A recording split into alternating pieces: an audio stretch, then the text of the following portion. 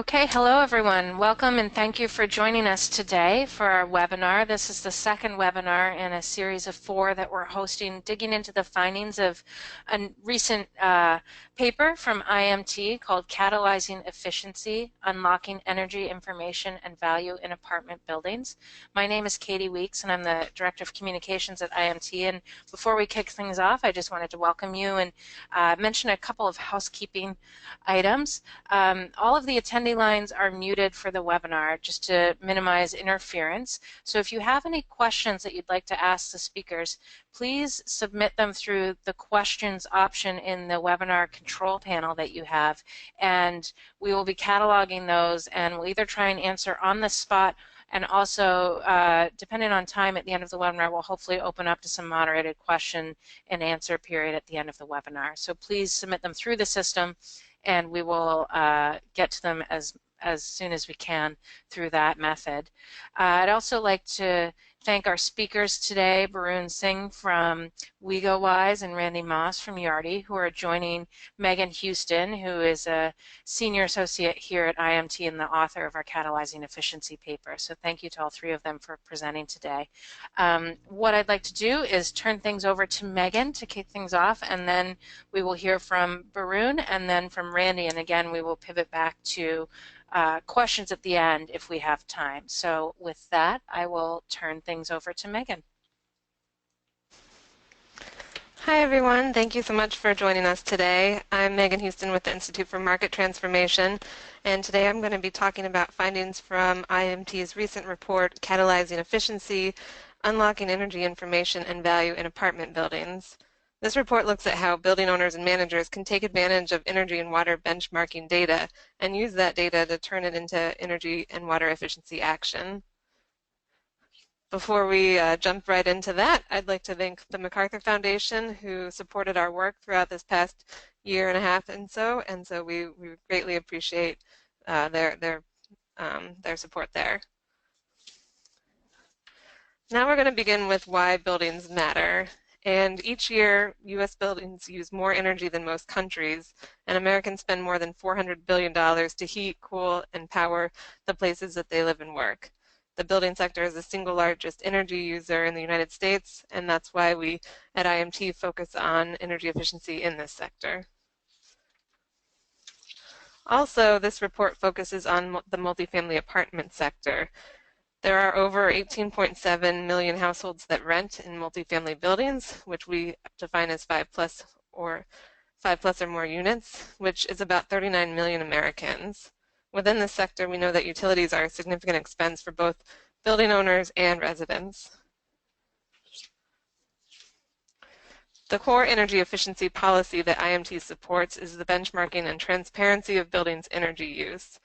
This really allows owners and occupants to understand how their buildings are doing, how they're performing, and what are the opportunities to cut energy waste. Benchmarking also helps the broader market understand how the building is doing, which can drive the market to recognize and then reward those buildings that are doing the best in efficiency. And this creates a continuous cycle of improvement and demand for high-performing buildings.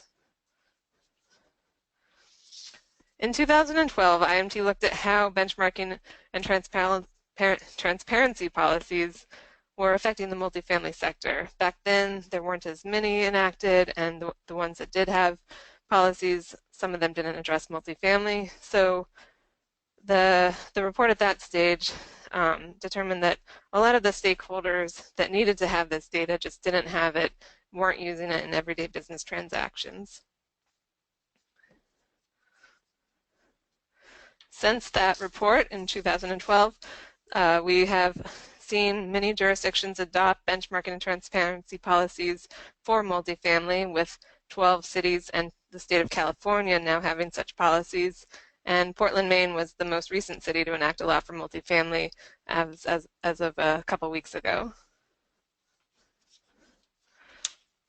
Because so much has changed in the last few years, IMT was revisiting the topic of what is the building performance data doing in the multifamily sector? How is it driving energy efficiency? What's its impact? So we conducted a study and interviewed lots of stakeholders there, And we found that the impact of the data is still in its infancy in driving change and catalyzing efficiency. Until multifamily stakeholders work together to use and value building performance data effectively in consistent, transparent formats, we believe the energy and water efficiency opportunities will continue to go unrealized. This webinar today will look at how owners and managers can work towards using building performance data to unlock this vast savings through energy efficiency and also gain a competitive market advantage among their peers. This is a diagram of what IMT believes to be an ideal market that looks at how benchmarking and transparency policies provide information to the market and then how that information is circulated among the various stakeholders to drive action to greater efficiency. So in the bottom bubble, owners and managers, this is the group that has the greatest influence over actual building consumption, since they're the ones making the final decisions, they're actually executing retrofits or operations and maintenance measures that will eventually lead to continuous energy and water improvements.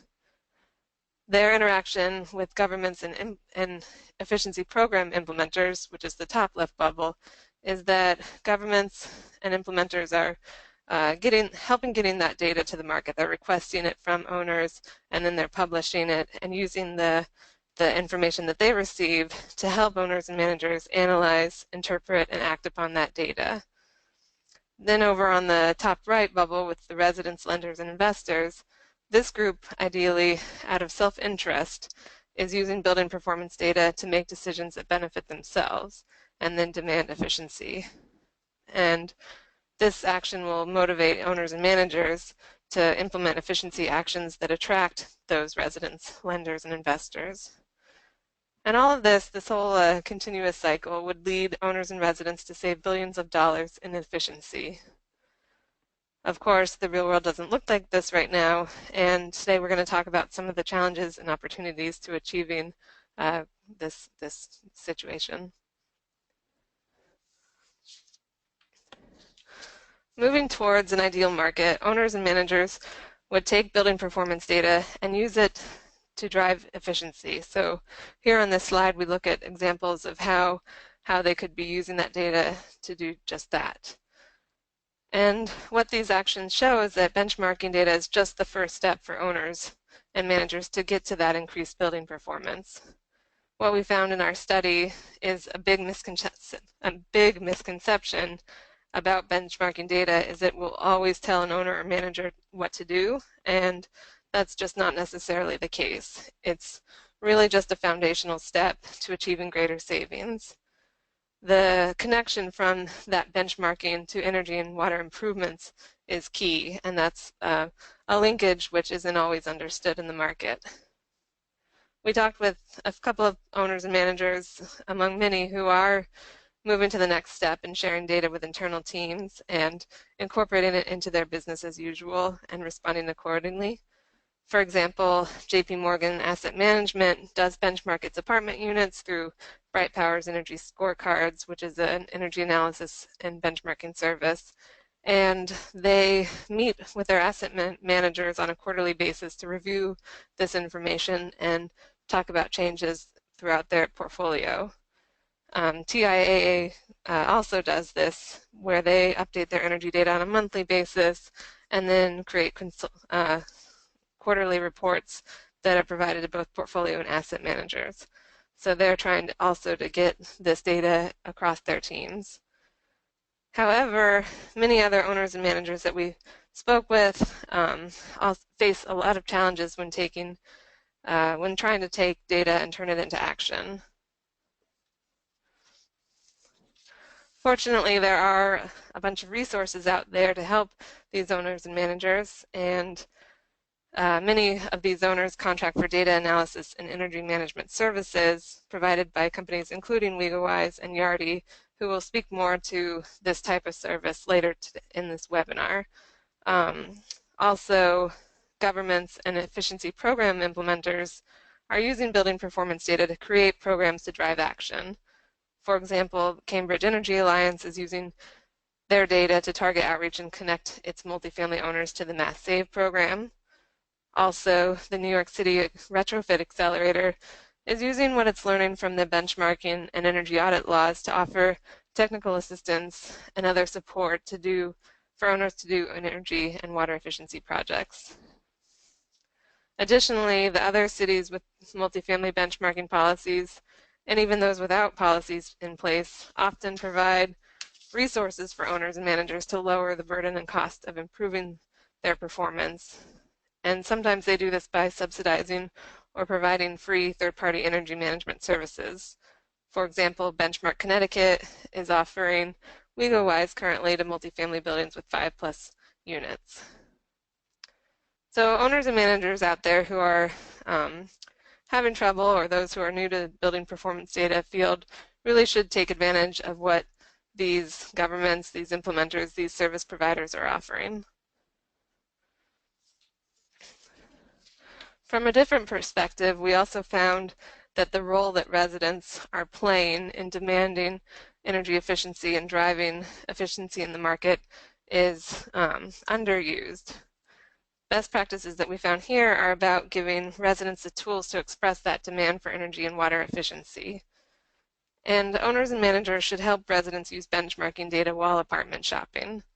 The problem is that currently residents don't have the opportunity to express their preferences for energy and water efficiency because this information just isn't available during the normal leasing transaction. And as a result of this, owners and managers often don't think that residents care about energy efficiency as much as other amenities, or they haven't found a way to put a dollar amount on that interest. And as a result, they don't invest as heavily in this area, generally speaking, as other amenities like pet spas and fitness centers and things like that. Of course, there are some exceptions here. Avalon Bay, for example, has a green label tool for new construction that shows customers how much they will save on utilities compared to an average older building in the neighborhood. Also, one thing that might change how the market is acting right now is that U.S. Department of Energy and CoStar announced a partnership this year where CoStar agreed to begin to start showing what the energy performance is for each building on its online property platform. This is important because they own apartments.com, which is the biggest apartment listing website, and ideally apartments.com would start to include this data, and then residents would have access to this information in the interface that they already use to apartment shop. Another angle here is that owners should help promote high-performing market rate apartments and help to establish that resident demand that isn't quite there yet. So one example of this would be working with pilot programs to market energy and water efficiency as an amenity, and this is an area that IMT is exploring, where owners would offer renters efficiency packages that owners would install at the owner's cost and then charge residents for the efficiency amenity service. And doing so, we would be able to track how residents value efficiency and use metrics such as rent premiums, comfort, lease-ups, and turnover. This would ideally help prove that resident demand, that market demand. So just a quick overview, we're going to have a couple more webinars in this series and another blog. We'll also be participating on panels and presentations, so please stay tuned. And now I will turn it over to Brynn from WeGoWise.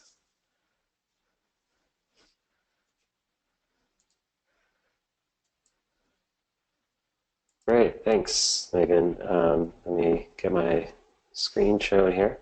Hopefully everybody can see this. So, hi everybody, my name is Brynn Sing. I am founder and CTO of WeGoWise, and I want to kind of follow up on what Megan was talking about and talk about how we think about using data not just for these sort of broad scale general notion of benchmarking, but really for how you as asset managers can proactively change how you're doing business.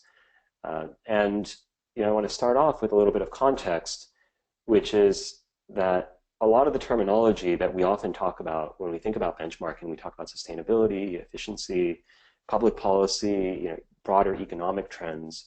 Really, all of those things, they translate into dollars and cents in terms of good business for the for-profit market-driven market.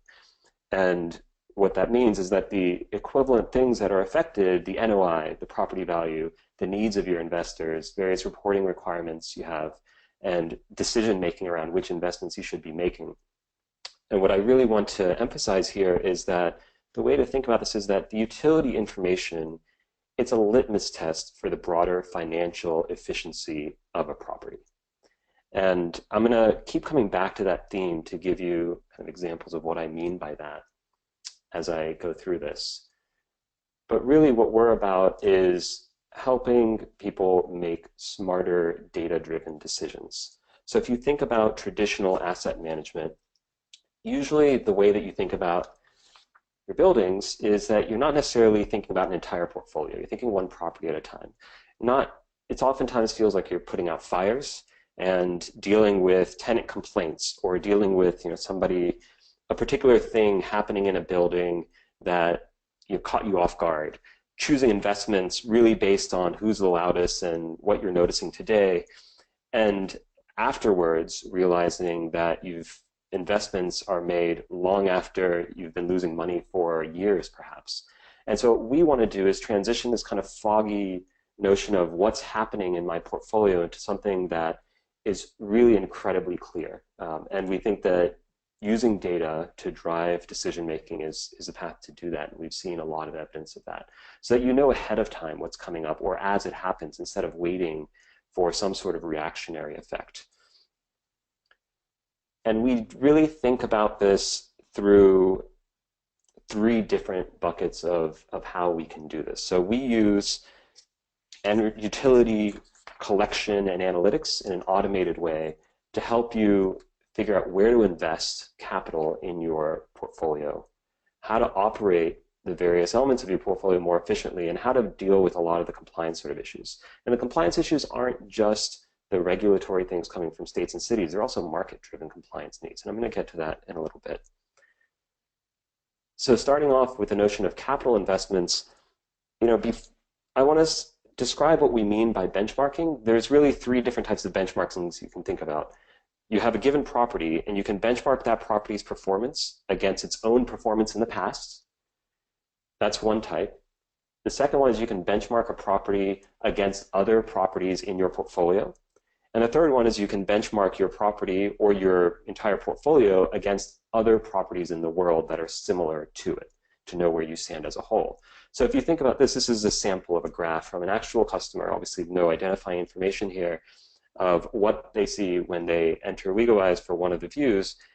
Each dot here represents a given property, and they can see that there is one specific property that's a clear outlier.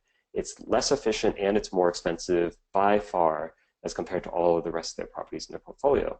And what that tells them is that if they have a capital budget and they want to figure out where to invest, they really should be focusing on that one property. And then they drill down and figure out what's going on with it and figure out, what the next steps are.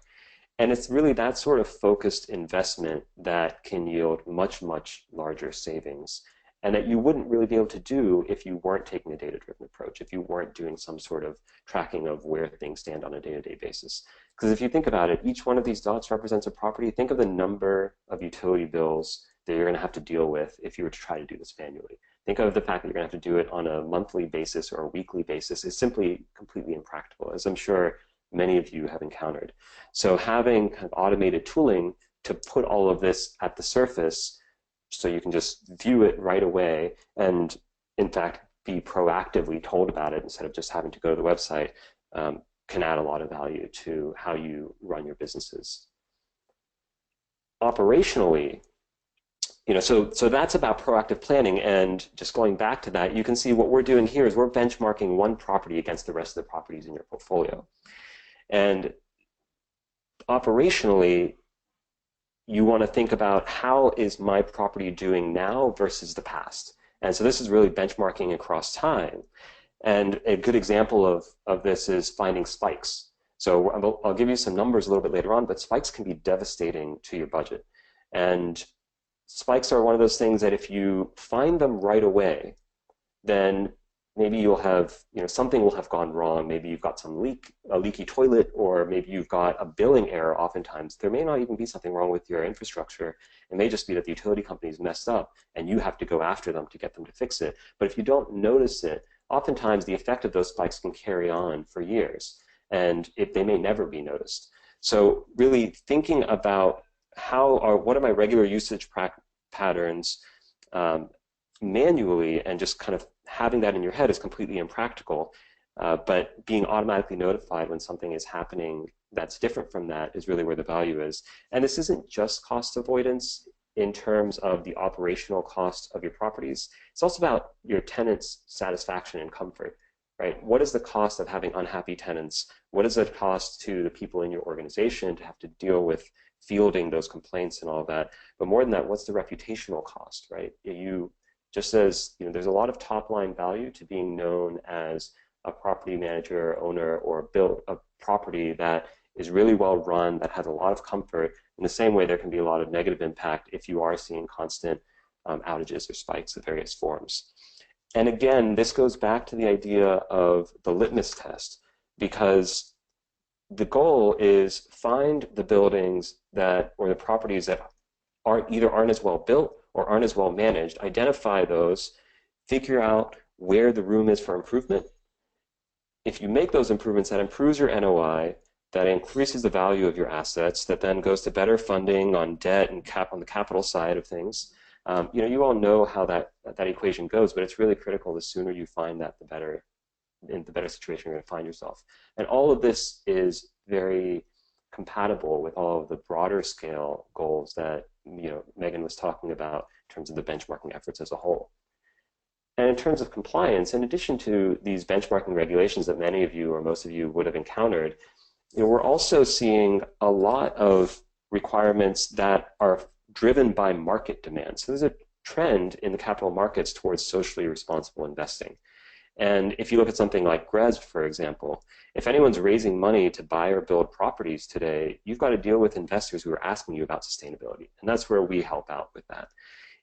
More than that, if you're looking at Fannie, Freddie, HUD, all of them are providing financial benefits to reporting and compliance and tracking your utility expenditures, where these green loans, you have to report performance about whether or not your building is efficient, which is where we help.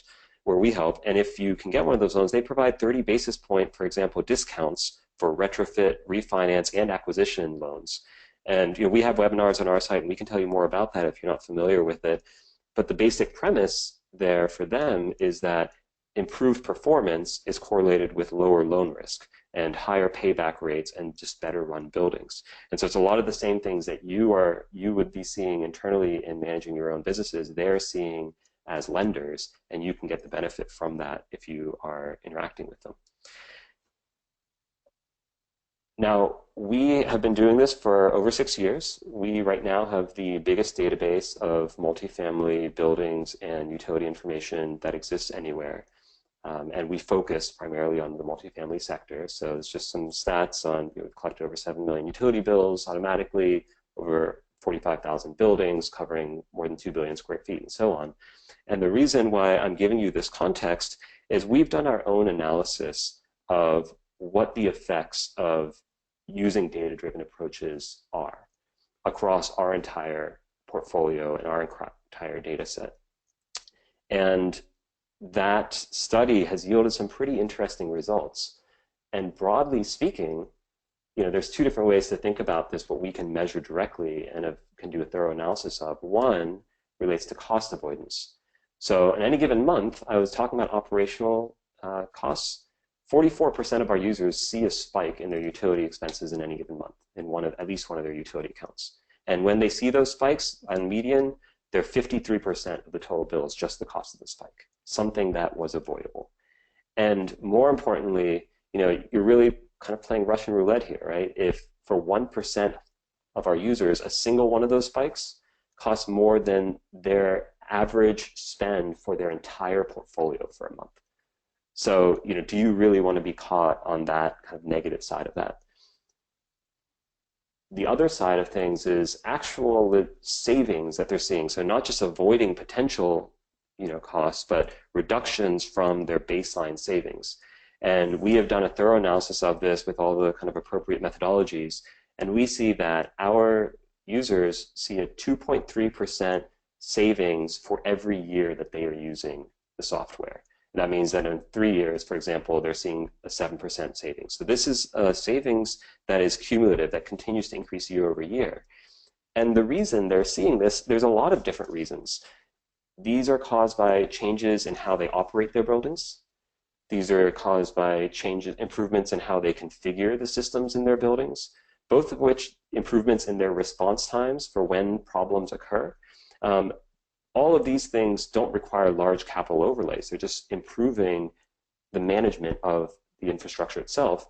And then you have the improvement in the infrastructure through retrofits. And when we see the retrofits, we see even better savings. So properties that undergo retrofits see a 20% plus savings after 5 years. And these trends, by the way, are consistent across utility types. We see it for water, natural gas, and electricity. We see it across geographical regions. So, we see this both in California and in Massachusetts, for example.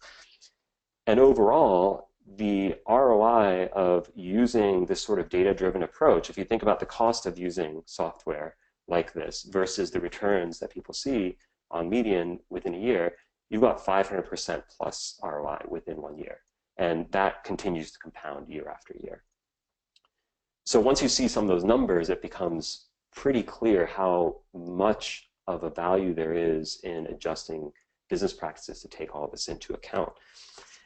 And by the way, one thing to consider here is that a lot of these things are based on the data we've seen so far, but rates for utilities play a big role in this, and rates are extremely volatile, right? Water rates, for example, are very high right now. Natural gas rates happen to be low, but we have no idea how changes in political climate, which are also very volatile, are going to affect things. And in 2 years, you could see massively higher rates for natural gas.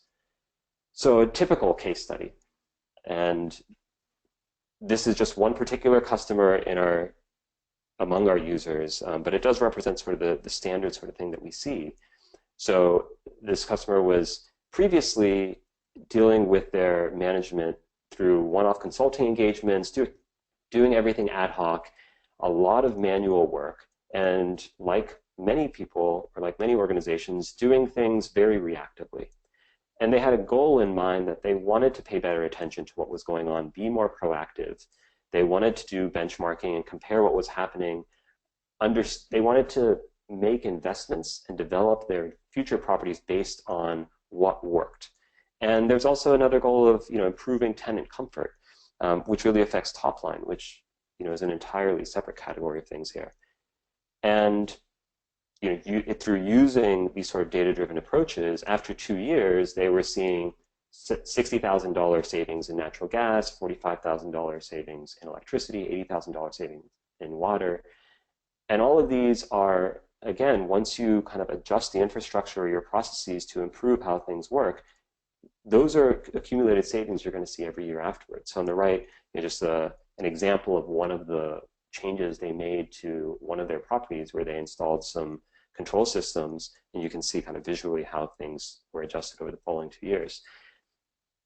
Now their approach, they tried this for one property, they saw what worked, and then they repeated the process. They repeated the way of thinking and changing how they manage the rest of their properties. Again, it's a buffer against increases in rates, but bottom line, it's an improvement to their net operating income.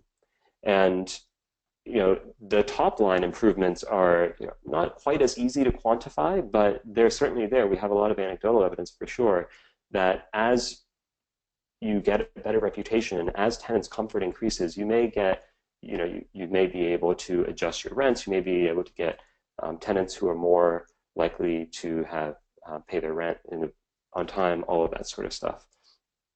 So that's, I think with that, I don't know how we're doing questions, but I think I'm going to pass it over to Randy, and then we'll do questions from there. Thanks, Brynn. Let me just change the presenter over to Randy. And then we'll do questions at the end. Okay.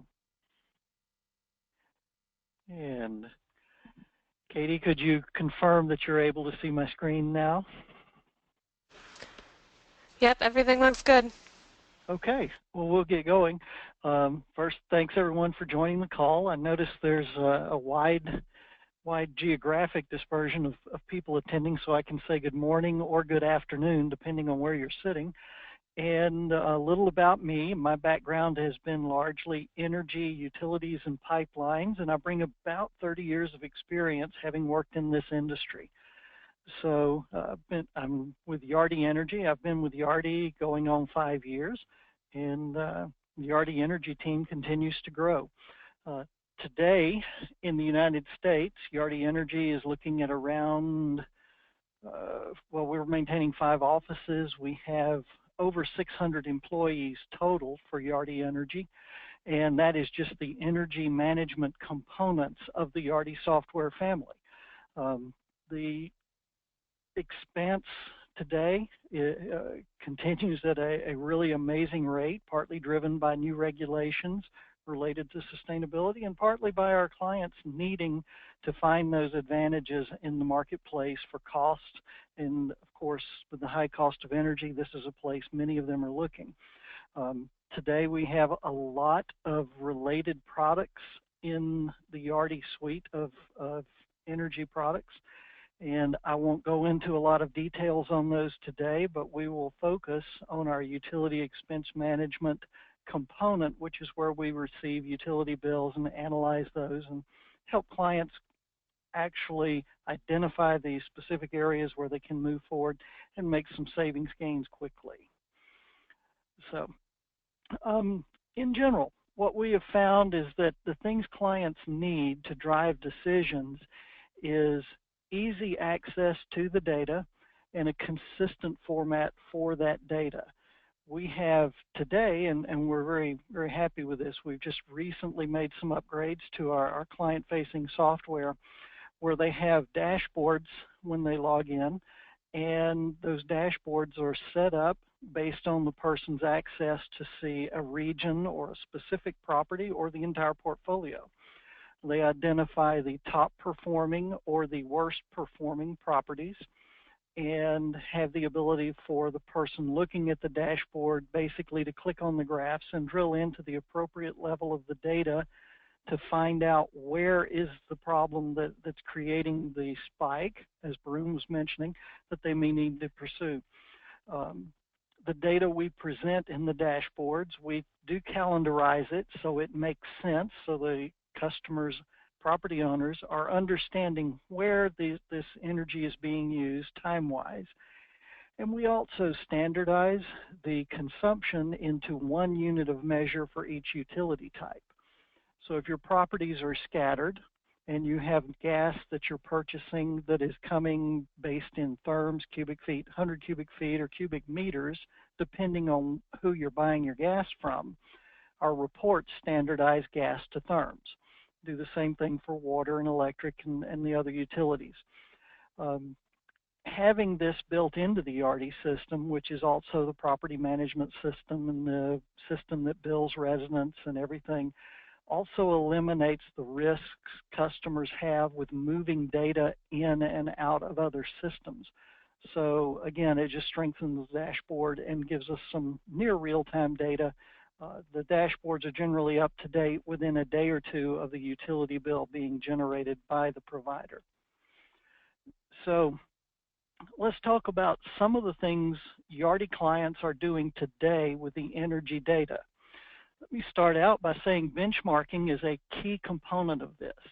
And by benchmarking, historically, our clients have been limited to looking at inside their own portfolios. Expansion of regulations and opportunities to look at a broader benchmark through systems such as Energy Star, I think is going to help things become even stronger over time. So benchmarking within their portfolios, clients are using the energy data we're pulling in from their utility bills. And they use it, of course, for many different things, and not all clients use it for everything that I can show here. But probably most popular is the resident billing, where they take the energy data for their large master meter and allocate those costs appropriately to residents. From an efficiency recovery standpoint, the best way to influence the residents' actions and encourage them for conservation is through having a sub-metering visibility to each unit. Many of our clients do that. Those that don't will still use the main utility bills to allocate costs through some sort of a calculation for their residents.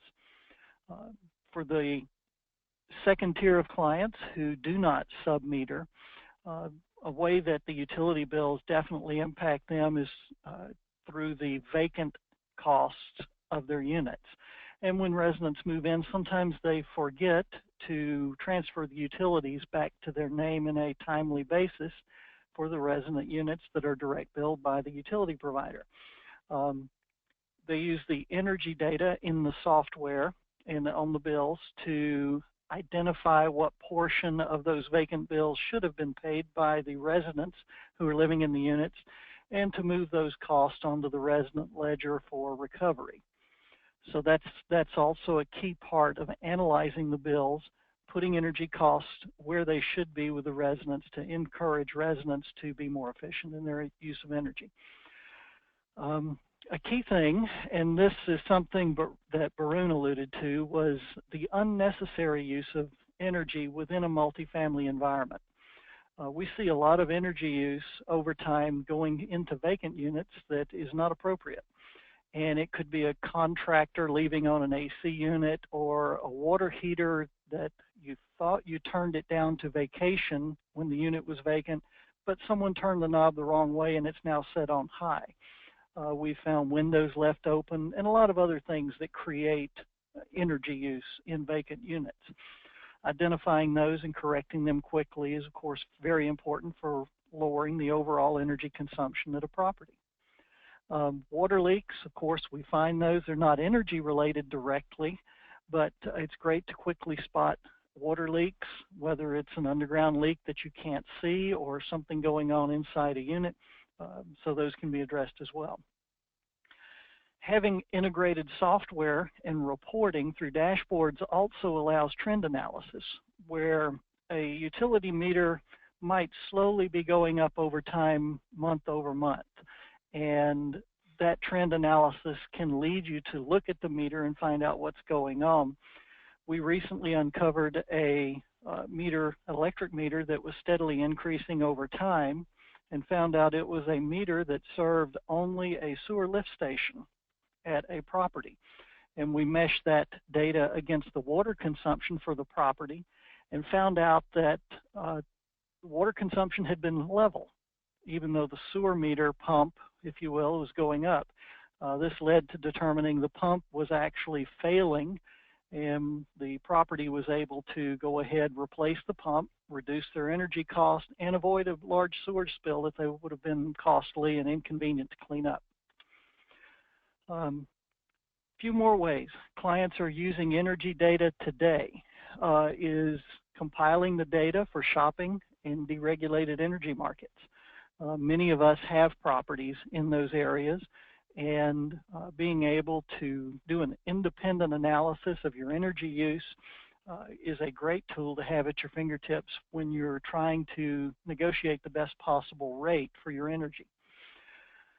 Budgeting and budget analysis is very important to financial people looking at the energy data, and being able to weather normalize that data and understand how weather changes is impacting your energy costs versus budgets is critical for many people. Knowing you're over budget or under budget is one thing, but being able to understand exactly why helps a lot. And of course, if weather is consistent and prices have gone up and your utility rate's the same, it's telling you that something is going on causing increased use. Final thing our people are using routinely is rate analysis. Looking at energy use patterns and volumes over time permits people to look at that data and analyze the various rates available from your utility provider locally. Even in the regulated markets, you may be able to choose from a residential time of use or some other type of rate, like a general services rate. and understanding how and where your energy is going may enable you to choose correctly between those choices to actually lower your cost, even if you cannot directly impact consumption. So, as Brynn mentioned, I think we were probably in the same seminar. The EPA presentation recently was talking about some of the details available for customers who are benchmarking and scoring their properties through Energy Star Portfolio Manager. Fannie, Freddie, and HUD all have direct financial incentives available. And a lot of those information and details are available through either the Department of Energy or the other organizations' websites. Since Brynn touched on it, I won't spend more time looking at that. Now, since we have quite a few regulators joining the call today, I wanted to just touch base on opportunities we have seen across the multifamily space, not just in market rate, but also in the low income or the subsidized housing multifamily markets. With regulations, one thing that sometimes frustrates our customers is lack of standardization. If you have properties today in multiple states or cities, it's typical that every location would have something different in their regulations. All regulations with good intent, with the same goal being to reduce energy consumption. But the more standard those become, the easier it is, of course, for clients with many properties to adopt those, comply with them, and move forward. Training is always important, and most regulations require an annual scoring or compliance submission back to the regulatory authority. And it seems that a lot of training is not timed necessarily to bring people up to speed and give them reminders just before those compliance dates. So just food for thought, keep that in mind as something that we might be able to do to help our customers or property owners out there, that give them the right training at the right time. Always when you're speaking, of course, refer back to those financial benefits available for many properties based on how and what they're doing with financing, and hopefully guide them to areas where they can save money as well as reduce energy use. And of course, a piece of the reporting today in Energy Star that is very common through the regulations we see nationwide is the use of whole building reporting. And very important for understanding how a building is operating. But at the same time, most property owners cannot directly control how tenants choose to use their space. Where you set the thermostats, how hot the water heater will be, that sort of thing is typically something the tenants are going to require, and tenant comfort is certainly important in our market. So we try to separate for our customers their controllable energy use, or you might think of it as their common area or master meters, that they can have a direct control over, and focus on those for opportunities for immediate energy savings through identifying those spikes that Brynn mentioned and moving forward with potential solutions.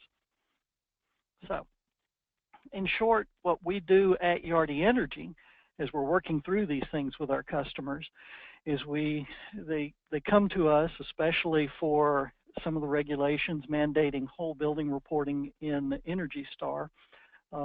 We will take on our side, we do the setup and control that for them, as well as make sure everything is ready for their compliance dates when those come around every year. Ultimately, what we're doing is saving clients the need for having to have that specialized knowledge, as well as spending the time maintaining the compliance data, including how their properties are set up in Energy Star. So the larger clients we find that own many, many properties usually have the staffing available and the expertise in-house with energy managers or asset managers who are focused on energy use to maintain these systems. But as you get into people that own fewer properties, that's where they're looking for help in getting around all the variety of regulations that must be complied with. So that's where we exist in that market space to help our customers. And that's my summary of what we do, what we have seen real world, and how we try to address those issues, and have been generally successful in helping some of our customers reduce their energy use and reduce their cost of operating their properties as well. So my 15 minutes is up. I can turn this back over to Katie and let her take us into the question and answer session. Katie? Okay, thanks, Randy. Thank you so much, and thank you, Brynn, too. We'll turn the computer back to Megan for now. And again, if anyone has questions that they'd like to submit, please do so through the control panel of the webinar, and we can address those there. And we will jump into one that came in, and this is for Brynn.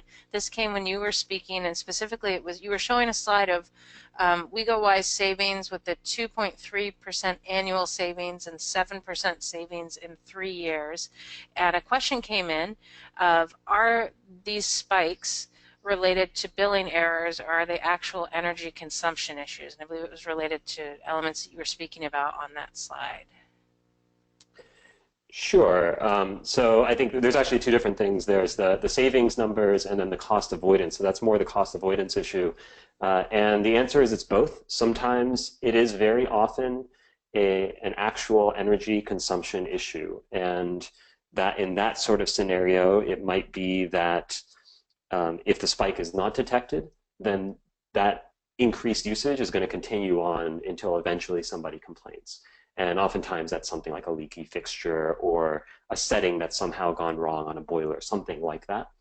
And at other times it is simply a billing error, but even a billing error can be one of two types of things. Either it may be a one-time thing, and sometimes the utility company will correct that on their own, sometimes they won't, you don't know. And in fact, what's interesting is sometimes the utility company will bill you in the opposite direction. They'll underbill you by a massive amount, and then you won't realize it, and a year later, they're going to bill you a bunch extra to make up for it. So even in terms of just managing your expenses, it's useful to know that too. But oftentimes, it may also be that the utility company, for whatever reason, shifts you to a different rate code. And so that may not be a one-time effect. You may continue getting billed at a higher rate after that spike is detected. So it may not be a one-time spike, but rather just a big shift in your bill. We've seen all of it. I don't have an answer for what proportion we see of which off the top of my head, but I know that we see all of those different scenarios.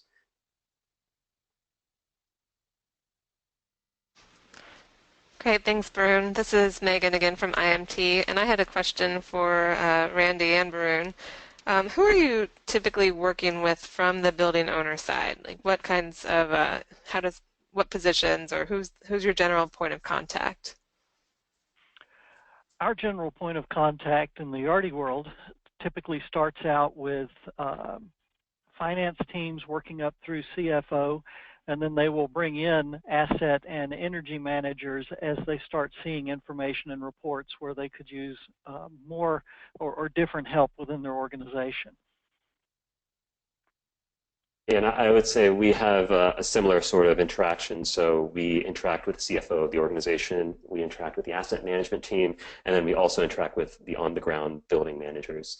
And the difference is that each one of those different categories of individuals uses different aspects of our offerings. So the CFO of the organization, for example, is unlikely to be logging into the website to look at anything, but they are going to be using our proactive reporting, where we send them a PDF every quarter telling them what's happening in their portfolio as a whole, or where the opportunities are for savings, whereas the on-the-ground building manager may be paying attention to specific buildings within the portfolio on a weekly basis or even a daily basis. And so we've kind of built in all that functionality to share data as appropriate to specific individuals within an organization based on what's relevant for them. Great, thank you. We've also had another question from the audience. What are best practices for working with operations and maintenance staff to implement energy-saving retrofits? And that can go for either Brynn or Randy. That is a good question. I'll do my best to answer it, and I think it depends very much on the culture of the organization and the nature of the staff there. And I think there is a lot of value. One piece of best practice advice I would give is that transparency is really, really helpful. So rather than knowing what somebody's expected to try, what problem they're expected to solve. So having real numbers for it and saying that, look, I can clearly see that this change has occurred. We need to understand what the causes of this change, as opposed to a more generic, hey, something seems to be going wrong.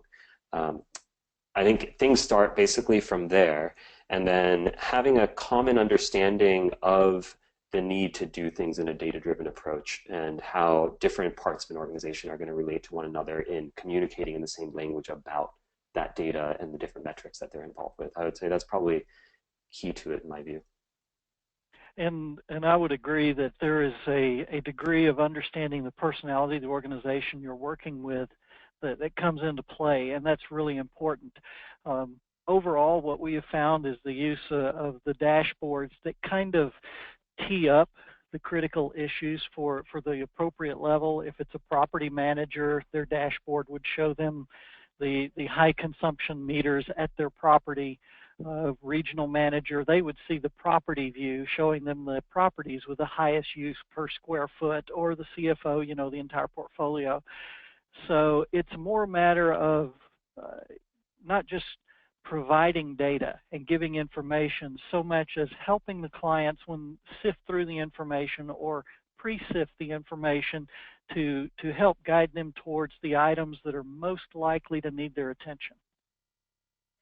Yeah, and I would completely agree with that. And in fact, there's a notion that in the past, I've oftentimes made a point to emphasize that I didn't really emphasize here, which is we use these words oftentimes interchangeably of data and information, but they're in fact very, very different concepts. The data is the underlying stuff you need to have, but it doesn't tell you anything on its own. The information is the value you've extracted from that data. And the information that's relevant for one person or organization may be very different than the information that's relevant for another person in the organization. And in my view, it should be the job of the tooling to surface the relevant information for the relevant people so that there's the least friction in actually seeing progress. And that's kind of what our primary goal is. Great, thank you guys. And so I'll just open it up one last time. If anyone has any questions, to please type it in the chat box, and we'll go ahead and ask that to our panelists here.